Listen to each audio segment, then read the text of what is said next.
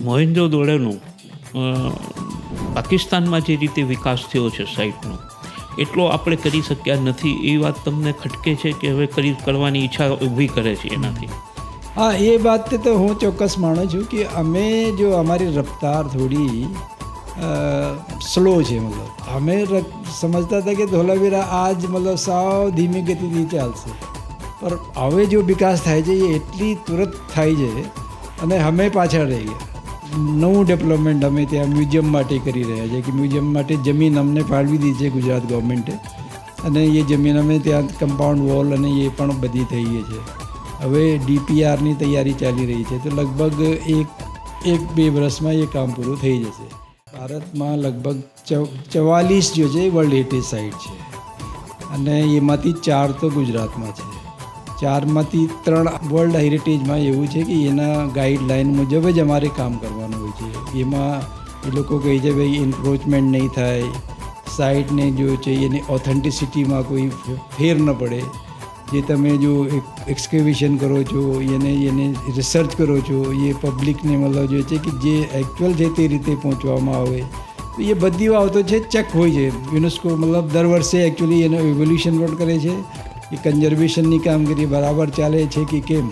તો એ પ્રકારનો એક અમારા પાસે એનું એક પ્રેશર હોય છે. તો એના લીધે અમે બધું જે ગાઈડલાઈન હોય છે એ રીતે કરીએ છીએ. મારી દૃષ્ટિએ એકચ્યુઅલી હું ધોલાવીરાને ક્યારે સાઇટ ગણતું નથી, હું એને મોન્યુમેન્ટ તરીકે જોઉં છું. કે મોન્યુમેન્ટ મતલબ આખું તમને દેખાય છે. સાઇટ પર એવું છે કે તમારે બતાવવું પડે હવે કે यहाँ ये મકાન છે, એ કૂવો છે, એ પગથિયા છે. ધોલાવીરામાં એ છે કે यहाँ પથ્થર ઉપલબ્ધ છે અને એ પથ્થરવાળી જમીન છે. તો એટલે ત્યાંના લોકોએ જે ઉપયોગ કર્યો મકાન બનાવવામાં યા બાંધકામમાં પથ્થરનો ઉપયોગ કરે છે. એનો એક ફાયદો એ થયો કે જે પણ જે ધોલાવીરાની સાઇટ આજ પણ એ તમે જુઓ ત્યાંનું બાંધકામ તો 80% સુધી મતલબ હજુ સંરક્ષિત છે, અને દિવાલો તમને 10-10 મીટર 12-12 મીટર તક ઊભી દેખાય છે. પગથિયા જે દેખાય છે, તમે રોડનું બધું દેખાય છે, થાંભલા છે, પથ્થરના થાંભલા છે. અને એ રીતે મતલબ વર્લ્ડમાં આ પ્રકારની પ્રિઝર્વ જે સાઇટ છે કોઈ પણ નથી.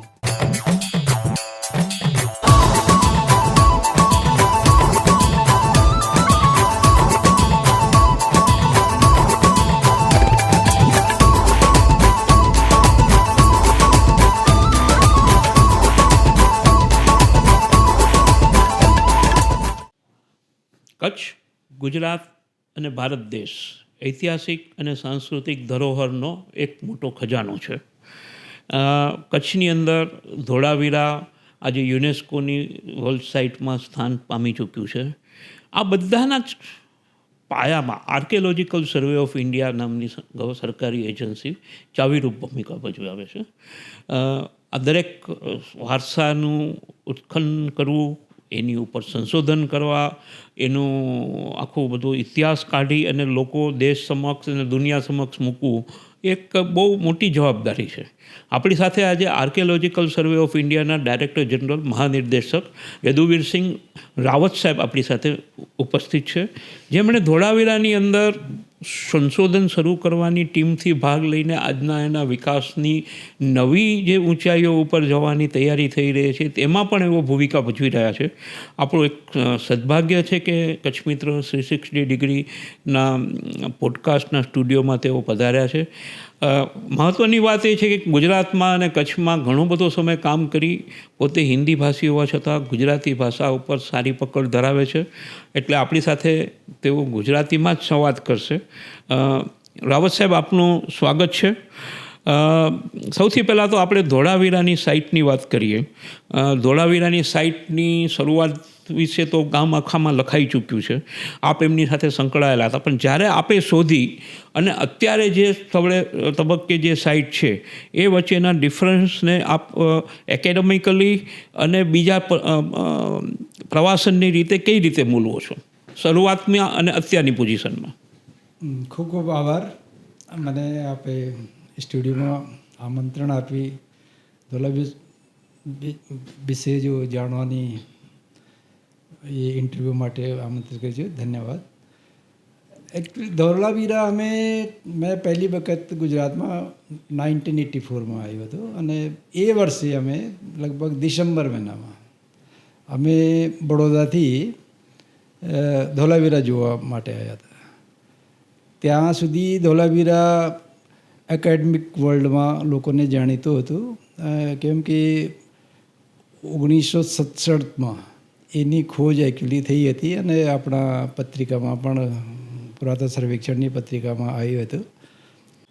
અમે ધોળાવીરા પહેલા દિવસ આવ્યા તો રાપર રોકાયા. રાપરમાં જિલ્લા પંચાયતનું એક ગેસ્ટ હાઉસ ત્યારે હતું. ત્યાંથી અમે પછી 2 દિવસ તો અમે અપડાઉન કર્યું ધોળાવીરામાં. ધોળાવીરા એકદમ સાવ ખાલી હોય, લોકો મતલબ રોજગારમાં બહાર નીકળ્યા હોય, ગામમાં લોકો દેખાતા નહીં હોય અને તેના લીધે 2 દિવસ અમે અપડાઉન કર્યા. પછી સાઇટ પર જોયું તો સાઇટ અમે પછી સર્વે કર્યું તો લાગ્યું ભાઈ એ તો બહુ મોટી કોઈ સાઇટ છે, એને મતલબ એવું 1-2 દિવસમાં તો કોઈ જાણકારી મળે નહીં. તો પણ અમે પ્રયત્ન કર્યા. પછી 2 દિવસ પછી અમે ધોળાવીરા શિફ્ટ થયા. પછી 2 દિવસ અમે ધોળાવીરામાં રહ્યા. તો અમને ત્યારે એકચ્યુઅલી જો અમે ચાલીને આખો સર્વે કર્યો સાઇટનો તો અમને ખબર પડી કે એમાં 3 ભાગ છે. જે રિપોર્ટ ત્યાં સુધી થયું હતું એમાં 2 ભાગની રિપોર્ટિંગ થઈ હતી. તો અમને પછી 3 ભાગના એમાં દેખાયા અને એમાં પછી આપણું નક્કી થયું ભાઈ એમાં 3 ભાગ છે તો શું થઈ શકે એમાં. તો એક બિશાપ સંસ્કૃતના સારા વિદ્વાન હતા, એને કહી કે ભાઈ એમાં ઋગ્વેદમાં પરમ મધ્યમ વયમ એ પ્રકારના જે છે કે નગરના 3 વિભાગના જે છે કે વિગતો છે. તો એથી citadel, middle town, lower town એ રીતે અમે પહેલે બે ખબર પડી કે ભાઈ એ જુદું છે બીજા કરતાં. આપણા મોહેંજો-દડો, હડપ્પા, બનાવલી, કાલીબંગા એ સમયે જણીતા નગરો હતા. તો એમાં 2 ભાગ હતા, 2 વિભાગ અને એમાં 3 મળે છે. તો એટલું મતલબ એક વિશેષ પ્રકારનો એક નગર યોજનવાળો એક શહેર છે હડપ્પા સભ્યતાનો. તે પછી અમે આ સર્વે કરીને નીકળી ગયા. પછી સંશોધન પણ કર્યું અને તે જે કંઈ અમને જોયું એ મતલબ પબ્લિશ થયું કે ધોળાવીરામાં આ સાઇટ આટલી મોટી છે અને એમાં એટલા 3 વિભાગો છે. તે પછી હું લગાતાર મારું કામ હતું કે ત્યાંથી એક સર્વેયરની ટીમ લઈને આવવાનું અને ચાલીને દરેક વિભાગમાં ક્યાં ક્યાં એ મકાનોના પાયા દેખાય છે એ પાયા અમે રેકોર્ડ કરતા હતા. અને તો અમે 3-4 વર્ષ તો મેં એ જ કામ કર્યું 84-85થી.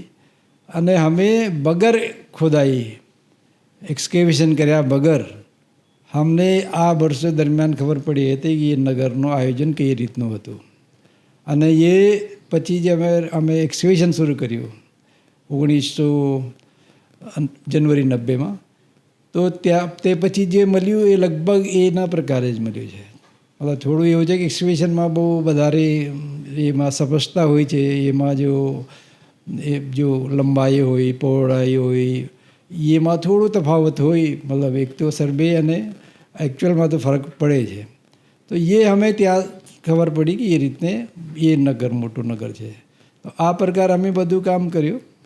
અને પછી ફોર્ચ્યુનેટલી અમને 89માં પરમિશન મળી ગઈ એક્સકેવેશન કરવા માટે. અને મારું એકચ્યુઅલી જો હડપ્પા કાળનો અનુભવ પહેલાં મેં કર્યો હતો, મતલબ હરિયાણામાં અને ઉત્તર પ્રદેશના સારનપુરમાં એ વિસ્તારોમાં મેં કામ કર્યું હતું. પણ ત્યાં આવીને પછી ખબર પડી કે ભાઈ એ હડપ્પા સભ્યતામાં પણ એનું પ્રાદેશિક ભિન્નતા તો હોય છે. કેમકે માટી અલગ હોય, પાણીની એ અલગ હોય. તો એ રીતે મતલબ એ કે આપણા મગજમાં બટી ગયું કે હડપ્પા કાળ જો અમે કહેતા કે દરેક નગરમાં એક જેવી સભ્યતા હોય, એક જેવા ભાષણો હોય. એ એકચ્યુઅલી એનું એક જે હતું મતલબ કે કન્સેપ્ટ, એ કન્સેપ્ટ બહુ એવું લાગે કે જેવા રિજનલ વેરિએશન મતલબ એમાં જે છે કે ક્ષેત્રીય વિભિન્નતા છે જ, મતલબ વિવિધતા છે અને દરેક જગ્યાની આપણી એક ખાસ વિશેષતાઓ છે. તો એ પ્રકારને અમે એ પણ એ જાણવામાં મળ્યું. તેથી અમને એકચ્યુઅલી આપનું હડપ્પન જે છે કે નગરીય સભ્યતા એનું વહીવટ હોય, એનું જ્યારે તે સમયનું જો પ્રશાસન હોય, તો એની બધી જાણકારી એમાં અમે મળી.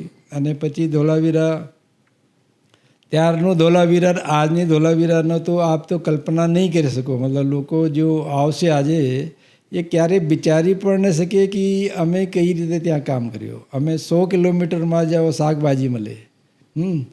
તો દરેક વસ્તુ મતલબ નાની નાની વસ્તુ માટે રાપર જવાનો, રાપર ઓર ધોળાવીરા. આ તો અત્યારે તો રોડ એ ખાવડાવાળો રોડ પણ થઈ ગયો. દરેક વસ્તુ ત્યાં ગામમાં પણ મળે છે. તો ત્યારે મતલબ એવું છે કે જે લોકલ જો કશું મળી જાય તો એ ખાવાનું અને એ જ મતલબ રાંધવાનું. તો ત્યારે કોઈ પત્રકાર આવે, ભાઈ તમે શું કરો છો? તમે કહે એક દિવસમાં બટાકા ખાઈએ છીએ, બીજા દિવસ ડુંગળી, ત્રીજા દિન બટાકા ડુંગળી ખાવે છે. અને બસ આ રીતનો અમારો જે છે કે મેનુ બદલાય છે. આર્કિયોલોજીના નિષ્ણાંત તરીકે આપ ધોળાવીરા સાઇટનો આસ્વાદ સામાન્ય માણસ કઈ રીતે કરી શકે, એનું કંઈક ચિત્ર આપણે વાતચીતમાં આપણે આપી શકીએ, શબ્દચિત્ર આપના તરફથી? એમાં મારું એવું છે કે કચ્છની જે સંસ્કૃતિ છે અને કચ્છમાં જે પરંપરા છે, ચાહે વાસ્તુની હોય, પછી જો પાણી સંગ્રહની હોય, અથવા મકાન બનાવવાની બાબત હોય, કૂવાઓ હોય, બાવડી હોય, એ એકચ્યુઅલી મને લાગે છે કે આપણી જો પરંપરા છે એ તે પ્રાચીન કાળથી ધોળાવીરા યુગથી હજુ સુધી મતલબ ચાલે છે, અડીખમ છે. દાખલા તરીકે આપણો ઉત્તર દ્વાર છે ગુજરાત એનો ધોળાવીરાનો, તો એ જો ડેલો હોય છે ગુજરાતના, એ કચ્છના મકાનોમાં મોટા જો મકાનો હવેલીઓ હોય, એવું ગામડામાં જાઓ તો તમે મકાનના દાખલ થવા પહેલાં એક ડેલો હોય છે, બંને બાજુ ઓરડીઓ હોય, વચ્ચે રસ્તો હોય. તો ધોળાવીરાનો ઉત્તર દ્વાર તો એવું છે. પછી બીજું પાણી આપણો ધોળાવીરામાં કૂવો મળે છે, એમાં પાણી કાઢવા માટે કોસથી નીકાળતા હતા. કચ્છમાં પણ એ કોસની પરંપરા આજથી 20-25 વર્ષ સુધી પહેલાં હતી જ. હવે તમે કોઈ પણ ગામનો માણસ પોતાના ગામને આજુબાજુ દેખે, એના મતલબ જો ગલીઓ જોઈએ, સડક જોઈએ, પછી પાણીની વ્યવસ્થા જોઈએ, જલ ભંડારણની વ્યવસ્થા જોઈએ, એ બધી એને ધોળાવીરામાં દેખાય છે. તો એથી સાબિત થાય કે ભાઈ જે આપણી પરંપરા જે છે કે એ ત્યારથી બિસરાઈ નથી અને એ વારસો હજુ પણ જે છે ચાલુ જ છે. આપણે જે વાત કરી કે મોહેંજો-દડો અને ધોળાવીરા વચ્ચે ફરક શું છે આર્કિયોલોજીની રીતે? મારી દૃષ્ટિએ એકચ્યુઅલી હું ધોળાવીરાને ક્યારે સાઇટ ગણતો નથી, હું એને મોન્યુમેન્ટ તરીકે જોઉં છું. કેમકે મોન્યુમેન્ટ મતલબ આખું તમને દેખાય છે. સાઇટ પર એવું છે કે તમારે બતાવવું પડે હવે કે यहाँ ये મકાન છે, એ કૂવો છે, એ પગથિયા છે.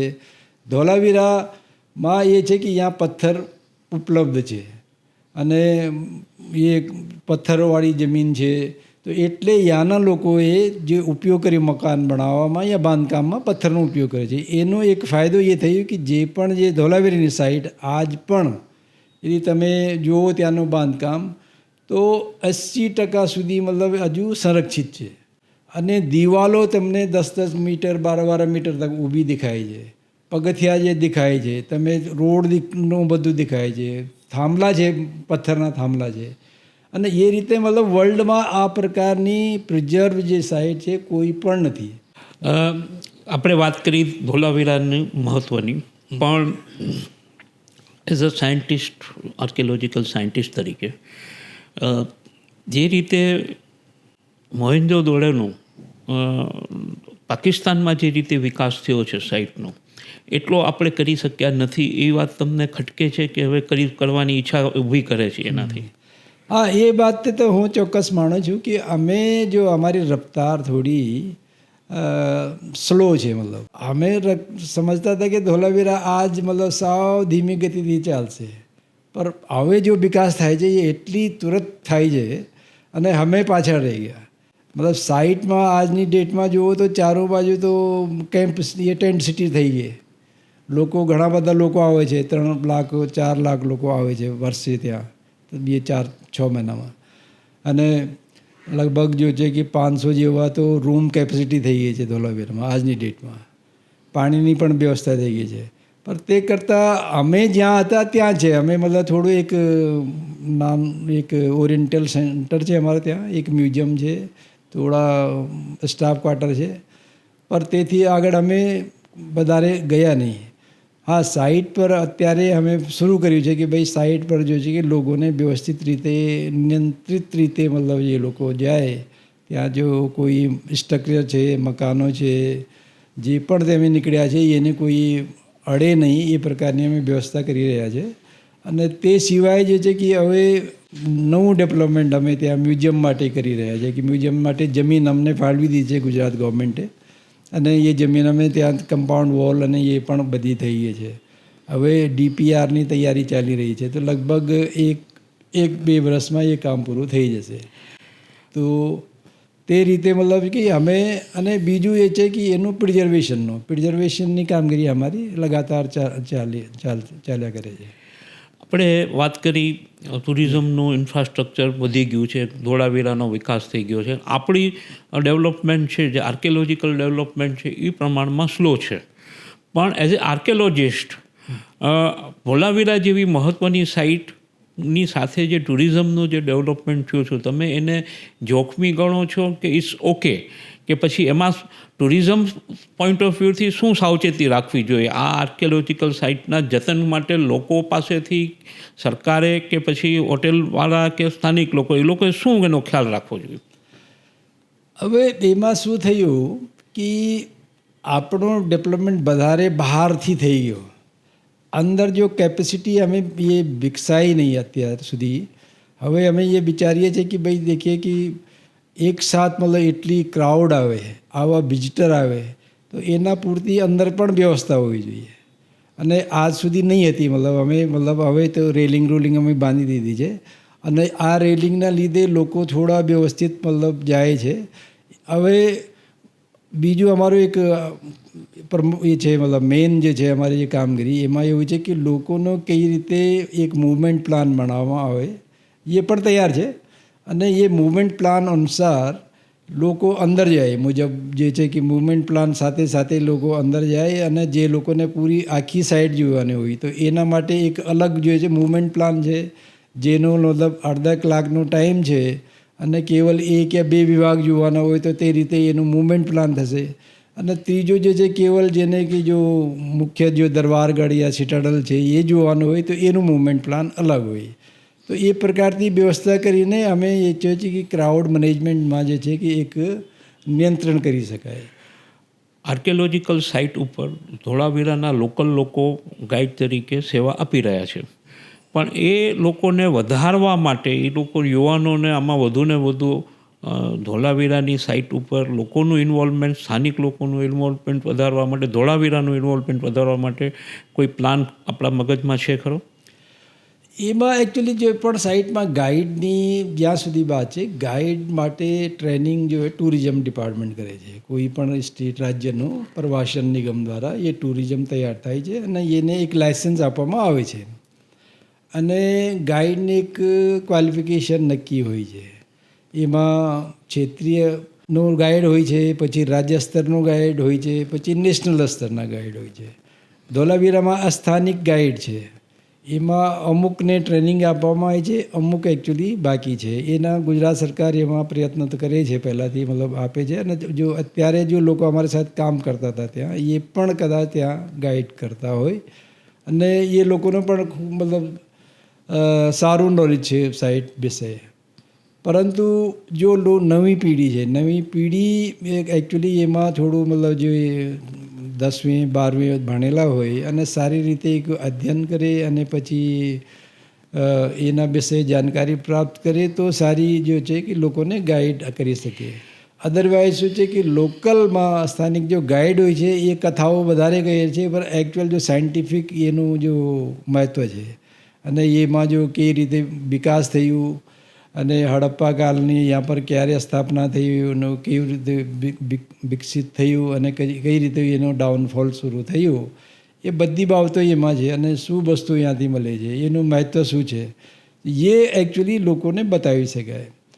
એટલે એ જે આર્કિયોલોજીકલ દૃષ્ટિકોણથી એનું જે લોકલ લોકોને સમજાવી શકે એવો ટ્રેન કરવા માટે આર્કિયોલોજી સક્ષમ છે, કેમ કે એમાં ટુરિઝમવાળાનો કોઈ રોલ આવતો નથી, તો એમાં કંઈ આપણે કોઈ નહીં, ખાસ એમાં સર એકચ્યુઅલી છે કે એ ટુરિઝમવાળા આર્કિયોલોજીના જો છે અમારા અધિકારીઓ જાય છે, લેક્ચર આપે છે ત્યાં, અને જે એ વસ્તુ એ વિશે મતલબ જાણકારી આપે છે. એ તો એક પ્રકારનો એ ક્લાસરૂમ લેક્ચર હોય છે, અને જે તે વિષયના જો નિષ્ણાંતો છે એ ત્યાં જાય છે અને બતાવે છે એ લોકોને. અમે પોતે જ કંઈ કેટલા વખતો હું મતલબ આવા કોર્સમાં લેક્ચર તરીકે મેં લેક્ચર આપ્યા છે, અને એ બધું બતાવવામાં આવે છે. ધોલાવીરાને યુનેસ્કો હેરિટેજ સાઇટનો ગૌરવ મળ્યું છે.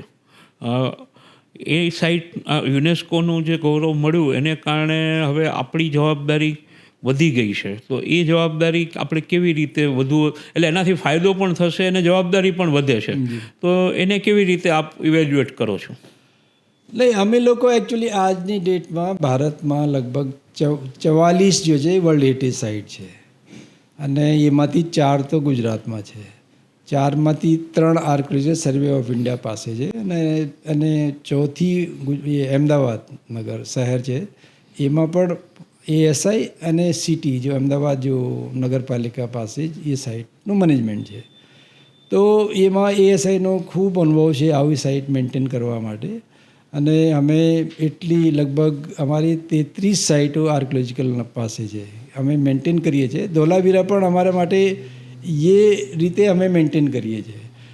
એમાં એક ટેગ હોય છે વર્લ્ડ હેરિટેજમાં, એવું છે કે એના ગાઈડલાઇન મુજબ જ અમારે કામ કરવાનું હોય છે. એમાં એ લોકો કહે છે ભાઈ એન્ક્રોચમેન્ટ નહીં થાય, સાઇટને જો છે એની ઓથેન્ટિસિટીમાં કોઈ ફેર ન પડે. જે તમે જો એક્સકેવેશન કરો છો, એને રિસર્ચ કરો છો, એ પબ્લિકને મતલબ જો છે કે જે એકચ્યુઅલ છે તે રીતે પહોંચવામાં આવે, તો એ બધી બાબતો છે ચેક હોય છે. યુનેસ્કો મતલબ દર વર્ષે એકચ્યુઅલી એનો ઇવોલ્યુશન પણ કરે છે, એ કન્ઝર્વેશનની કામગીરી બરાબર ચાલે છે કે કેમ. તો એ પ્રકારનો એક અમારા પાસે એનો એક પ્રેશર હોય છે. તો એના લીધે અમે બધું જે ગાઈડલાઈન હોય છે એ રીતે કરીએ છીએ, અને પોતા આપણો સ્ટાફ પણ છે, બલકે અમે તો ભુજમાંથી કચેરી ત્યાં શિફ્ટ કરી દીધી છે. આપણા પહેલે સંરક્ષણ સહાયકની કચેરી ભુજમાં હતી, હવે એ વડોદરામાં શિફ્ટ થઈ ગઈ છે. તેથી મતલબ કે સાઇટને ત્યાં નિરંતર કોઈને કોઈ એમાં પર સંરક્ષણની કામગીરી ચાલતી રહે. આપણે કચ્છ પધાર્યા આટલા વખત પછી, અને ધોળાવીરા સહિતનું જે આર્કિયોલોજીની જે જવાબદારી ઉપર ફરીથી પ્રકાશ પાડ્યો, કચ્છના લોકો સાથે ફરી એક સંપર્ક સેતુ ઊભો કર્યો, એ બદલ કચ્છ મિત્ર આપનો આભારી છે. અને આપની આ સાઇટ, આપની આ જે મુલાકાત છે એનાથી ધોળાવીરા સહિતની કચ્છની જે સાઇટો છે એને ફાયદો થશે એવી અપેક્ષા. આભાર સાહેબ. ધન્યવાદ.